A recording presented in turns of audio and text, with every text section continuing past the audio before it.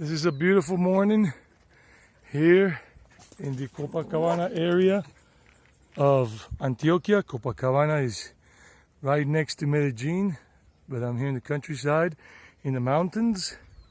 This is where the valley of San Nicolas basically starts, going in that direction. And it's a morning walk. In Colombia is friendly and affordable for expats and for people who are digital nomads. Very affordable. In the future, sometime this year, I'll be uploading a video talking about that more in depth so you can understand what I'm talking about, but I'll give you a brief idea of what it means to be a digital nomad or an expat here in Colombia. You can do it here in the state of Antioquia, Medellin, or Envigado, Copacabana, Guarne, Rio Negro. Look how beautiful it is. I live here in the countryside. I don't live in Copacabana. But Copacabana neighbors with Guarne in terms of townships or municipalities. Okay, Zeus, relax, Zeus. Zeus is, just making friends with Shorty here, with the little doggy, and that's his mom. She's a pincher, little mini pincher combo or mixed breed, and that's her son, who's not so much of a pincher because he's more mixed with something else in terms of his dad. Anyhow, back to what I was telling you.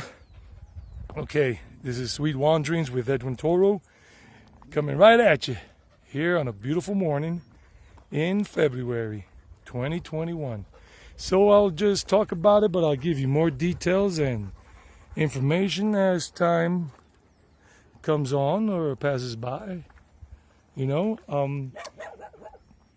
can be a digital nomad here. You can get a plan, because in Colombia you can stay up to 6 months on a tourist visa. Upon entry, you get a 30-day visa upon entry. It's a visa on arrival, unless something has changed recently, which I haven't heard of. But please look it up on the Colombian website, Colombian embassy or travel thing, or just inquire, send them a message, and they'll get back to you. And it's a 30-day visa, and you can extend it by 30 days, one at a time after the first 30 days. Not after, right before it expires.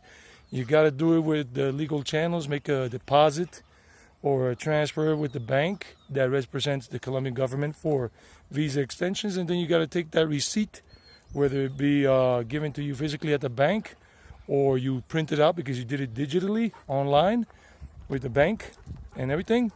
And then you got to go to one of the offices that they require you to go to in terms of immigration offices and whatnot. Way back when I first came and stayed here in Colombia, not when I first came, I've been coming to Colombia since I was a child because my mom and dad are Colombian, but I was born and raised in the good old US of A. Raised in South Carolina, New York, and Georgia. Born in New York, but I grew up as a kid in South Carolina. That's why my accent is more of a southern boy. Sometimes I can speak like a Yankee because I lived there for 7 years as a teenager. It's like, yo, what are you doing? Come on, get out of here. How many times I got to tell you? I had Italian-American friends there in Woodside, Queens, New York, and in Elmhurst, New York. A lot of Italian-American friends back in high school.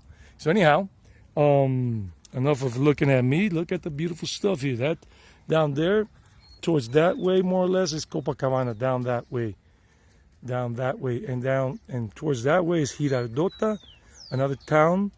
Going that way north, and then further down or further up north is Barbosa. Medellin is hang a left that way, somewhere over there.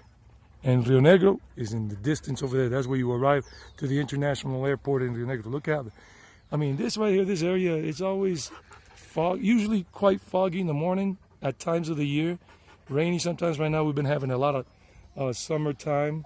Basically very little to no rain for the last 2 months since about December 6th.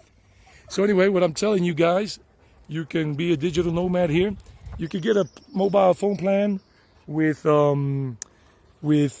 Movistar, Claro, or Tigo. And I think even Navantel now, and there's another one in there, I think Virgin Mobile. And I know I have it with Tigo. And it's really not a problem. All you gotta do is just show them your U.S. passport or whatever country you come from, and another piece of ID, if anything, driver's license or something like that, with a picture on it, of course, and you show them that you're a tourist here and whatnot. And I pay for a 25 gigabyte plan per month, unlimited SMS and unlimited calls to landlines in Colombia, meaning fixed phone lines, landlines, like landlines that they come to the cables, like this thing right here, into somebody's home, landlines, or mobile phones, unlimited minutes, for 75,000 pesos. That's American dollars. In terms of US dollars, that's a good, let's say, right now the dollar at this moment in February 8th, the dollar goes for 3,500 pesos per dollar. That's what you get if you exchange it. Of course, you're going to get a little less because they charge commission at the money exchange places, kiosks, boutiques, offices, or whatever here in Colombia. So $10 is about 35,000 pesos. So about $22, give or take, whatever the exchange rate might be, because it's always fluctuating. Sometimes 1 week it might go up to 3,600 or 3,700. Sometimes it might go down to 3,400 in these recent months because of what's going on. And so that's what you pay, $22 a month, 25 gigabytes. And Tigo has the best coverage in all of Colombia. I read an article last year about that. Now, if you want to rent a country house here in the mountains, something like that over there, whatever, they might go for like about, in this area, since it's close to Medellin, here, Guarne or Copacabana. I'm in Copacabana right now, and in a few minutes I'll be back in Guarne, because it's about a 10-minute walk to the borderline. And a country house like that might go for, 3-bedroom, 1 floor, 2 floors, 1-story, 2-story house, country house, might go for about 1,200,000 to 1,800,000 pesos. Like I said, divide that 1,200,000 pesos or the 1,500,000 or whatever, divided by whatever the current exchange rate is for a dollar in Colombia, for a US dollar. And you're looking at anywhere from about, let's say, 714, anywhere from about $400 to maybe $600 per month. That doesn't include utilities. And all of that doesn't include utilities. But like I said, I'll do a more thorough investigation, research in the future, and show you stuff. And soon, or already by the time you see this video, you'll have seen the inside of one house in Envigado, how it looks like, one of the older houses. And they go for about 1,500,000 to 2 million pesos per month, not including utilities. That's on the side. And the utilities in Colombia depend on what they call estrato social. So they got 1, 2, and 3, which are the lower ones. Like the poorest is 1 for dirt poor people who are very poor. 2 is a little higher. 3 is kind of like upper poor class, or whatever you want to call it. And then Zels, come here. And 4 is for like the lower middle class. 5 is like middle class, more or less, somewhere in there. 5 and 6 are the highest. Those are the most expensive ones in terms of how they factor in your utility bills, electricity and water and gas. Well, gas, you can always get a cylinder or whatever, but for electricity and water and other services. So anyway, it is very possible to be a digital nomad here in Colombia, or an expat. Health insurance is very cheap and very good. You can get very good plans here compared to the US or Canada, where there's sky-high prices, like rocketing all the way through the roof and stuff like that. So this is a little bit of what I'm telling you. Food is very cheap. You can get the deal of the day, the menu of the day, the daily special at most restaurants, let's say in El Poblado or in Bogota, in the nice areas, for 15,000 pesos. The lunch menu of the day, the lunch special of the day, 15,000 pesos, which is less than $5 US.